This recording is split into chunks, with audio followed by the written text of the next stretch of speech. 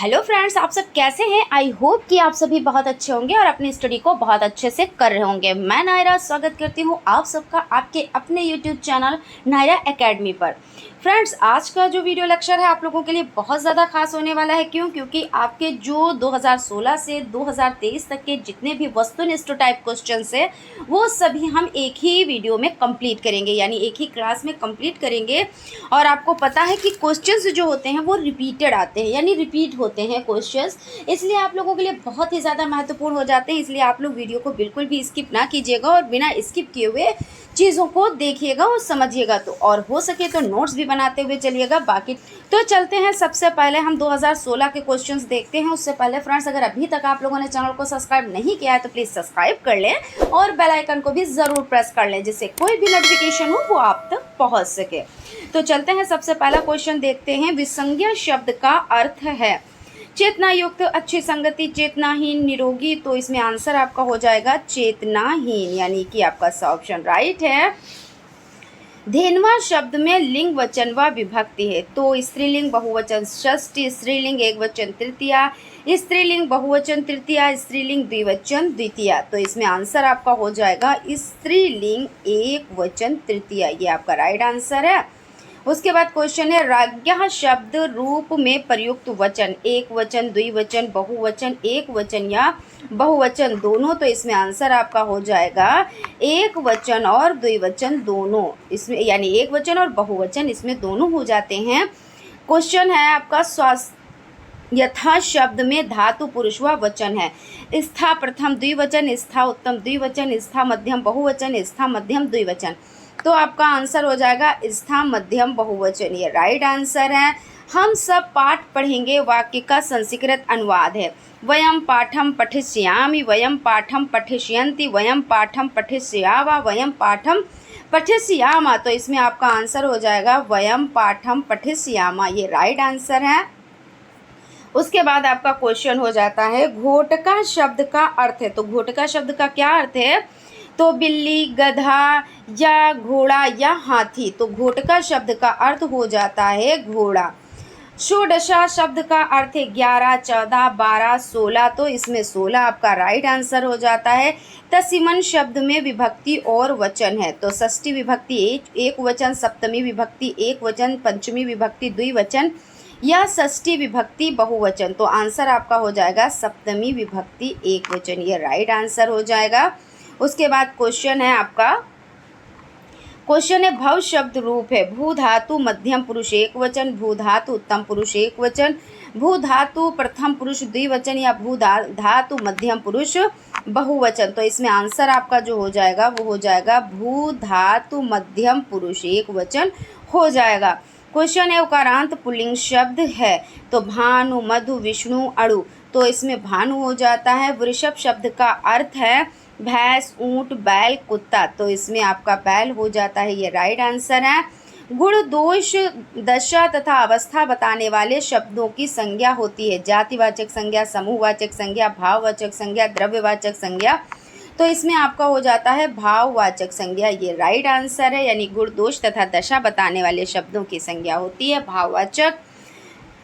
और यहाँ पे आपका नेक्स्ट क्वेश्चन है, षष्ठी विभक्ति का चिन्ह है। तो से, के, द्वारा, के लिए, में, पर, का, के, की। तो इसमें आपका आंसर होता है का, के, की। तो यानी आपका द ऑप्शन राइट है। पत्तियों में विभक्ति और वचन है। तो पत्तियों में विभक्ति द्वितीय विभक्ति और द्विवचन हो जाता है। अयाच्य क्रियापद में प्रयुक्त लकार है लिट लकार, लोट लकार, लट लकार और लंग लकार। तो इसमें आपका लंग लकार हो जाता है, यानी कि आपका द ऑप्शन राइट है। पिपीलिका शब्द का अर्थ है तो तितली, चिड़िया, चींटी, कोयल। तो चींटी हो जाता है, यानी पिपीलिका का अर्थ होता है चींटी। एकोनविंशतः पद संख्या का बोध है। तो एकोनविंशत्यः, तो एकोनविंशत्यः जो होता है वो विंशतिः मतलब 20, एकोन एक कम यानी 19 हो जाता है। भाई 20 में एक कम तो 19 ही तो होगा ना। असमान शब्द में विभक्ति और वचन है। द्वितीय विभक्ति एक वचन, तृतीय विभक्ति बहुवचन, चतुर्थी विभक्ति एक वचन, तृतीय विभक्ति बहुवचन। तो इसमें आपका कौन सा आपका राइट हो जाता है? तृतीय विभक्ति बहुवचन, ये आपका राइट हो जाता है, ठीक है ना। उसके बाद क्वेश्चन की तरफ चलते हैं। पा धातु का लंग लकार मध्यम पुरुष द्विवचन में रूप होता है।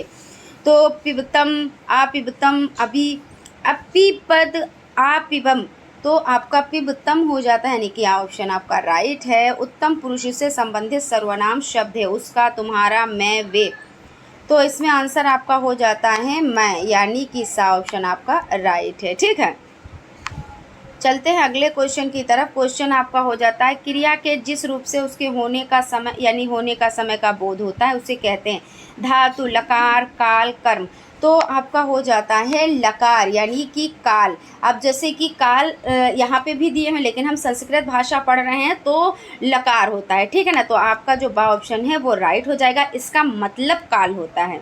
ठीक, एकोन त्रिशत शब्द बोधक है, तो एकोन त्रिशत, त्रिशत यानी 30 और एकम तो 29 हो जाता है। लट लकार प्रथम पुरुष बहुवचन में दा धातु का रूप है, तो ददाति, ददंती, ददासी, ददती, तो इसमें आंसर आपका हो जाएगा ददती। अधिकरण कारक का चिन्ह है के लिए, को, से, द्वारा, में, पर, तो में पर हो जाता है। लिखसी रूप है लट लकार प्रथम पुरुष एक वचन, लट लकार मध्यम पुरुष एक वचन, लट लकार प्रथम पुरुष बहुवचन, लंग लकार प्रथम पुरुष द्विवचन, तो इसका आंसर हो जाता है लट लकार मध्यम पुरुष एक वचन हो जाता है। लूता शब्द का अर्थ है चुईया, मकड़ी, भौरा, हंस, तो इसमें आपका आंसर हो जाता है वो है मकड़ी। क्वेश्चन की तरफ चलते हैं। आपका नेक्स्ट क्वेश्चन आपका हो जाता है ज्ञा संयुक्त रूप है, तो जा हलंत प्लस या गा प्लस आ या जा प्लस आ या अथा गा या प्लस आ, तो इसमें देखिए आपका जो संयुक्त व्यंजन होते हैं तो उसमें छत्रंग ज्ञा और श्रा होता है, तो ज्ञा जो आपका हो जाता है वो जा और हलंत और प्लस और या, और आपको पता है ये हलंत क्यों लगता है, क्योंकि अक्षर आधा, क्योंकि हम क्या करते हैं अक्षर को तोड़ सकते हैं, वर्ण को कभी तोड़ नहीं सकते, ये बन जाता है वर्ण। और जब आपका ये पूरा आपका होता है, जैसे कोई भी आप अक्षर बना ले, जैसे जा आपने बनाया इसमें नीचे हलंत नहीं लगाया तो ये पूरा अक्षर है, जैसे आपने का बनाया इसमें हलंत नहीं लगाया तो पूरा है, और अगर आपने इसमें लगा दिया तो इसका मतलब इसका आ जो है वो कम हो गया, और आ यहाँ पे आप जब जोड़ेंगे तब ये पूरा अक्षर बनेगा। तो इस तरह से आपका जा हलंत प्लस यहाँ हो जाता है। प्रेडंगु शब्द बोधक है चने का, चावल का, बाजरे का, तिल का, तो इसमें आपका बाजरे का हो जाता है। नधे शब्द रूप है द्वितीय विभक्ति एक वचन का, तृतीय विभक्ति द्विवचन का, चतुर्थी विभक्ति एक वचन का, तृतीय विभक्ति एक वचन का, तो इसमें चतुर्थी विभक्ति एक वचन का हो जाता है, यानी कि सा ऑप्शन आपका राइट है। पठामी धातु रूप है गम धातु का, पठ धातु का, वद धातु का, वस धातु का, तो आंसर इसमें हो जाता है पठ धातु का। अशुद्ध वाक्य अहम पठामि मोहना गच्छति महाफलम आनय मम सह रामेशा गच्छति, तो आपका हो जाता है महाफलम आनय।